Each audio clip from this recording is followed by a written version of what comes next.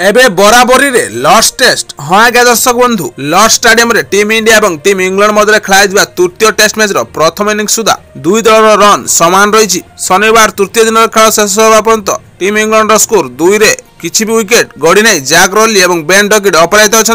प्रथम इनिंग्स कौन दल लीड पाई ना। भारतीय दल 387 रन ऑल आउट होता बेले टीम इंग्लैंड प्रथम इनिंग्स 387 रन ऑल आउट होता। टीम इंडिया सकाଳେ 145 रन 3टी विकेट आरंभ करथिला। 53 रन सहित तांकर इनिंग्स जारी रखिथिबा केएल राहुल 100 रन करथिले। KL Rahul wicket keeper Rishabh Pant को 4 नंबर विकेट पाई 198 बॉल रे 141 रन पार्टनरशिप करथिले। ऋषभ पंत 74 रन करी केएल राहुल को बॉल द्वारा रन आउट होइथिले। एही पार्टनरशिप रे रविंद्र जडेजा नीतीश कुमार रेड्डी को 165 बॉल रे 72 रन साझेदारी करथिले। तापर वाशिंगटन सुंदर को सहित 113 बॉल रे 50 रन पार्टनरशिप करथिले, जहां भारतीय दल स्कोर को 376 रन पहुंचाइथिला। रविंद्र जडेजा निजी स्कोर 72 रन करी आउट होगा परे दल को ऑल आउट होगा अधिक समय लगी नथिला। टीम इंग्लैंड पक्षरु क्रिस ब्रुक्स 3टी विकेट लेथिले। जोफ्रा आर्चर एवं बेन स्टोक्स 2टी लेखाए विकेट लेथिले। सेबडी बाइडन क्रास एवं शोएब बासरी गुटे लेखाए विकेट हासिल करथिले। देखार कथा डे 4 रे टीम इंडिया रो बुलर माने केते शीघ्र टीम इंग्लैंड को ऑल आउट करछंती। आपन कोन लाउची ए टेस्ट मैच के जितिबो टीम इंडिया ना टीम इंग्लैंड? कमेंट्स करी मत प्रकाश करंतु। एही भली क्रिकेट न्यूज देखिया पई एवं आम सह जुड़ी रहबा पई Odia bat ball news channel को निश्चित सब्सक्राइब करंतु एवं पाखर थिया बेल आइकन को प्रेस करी ऑल कर दियंतु, जा फल एही चैनल रे पोस्ट होतुबा समस्त वीडियो नोटिफिकेशन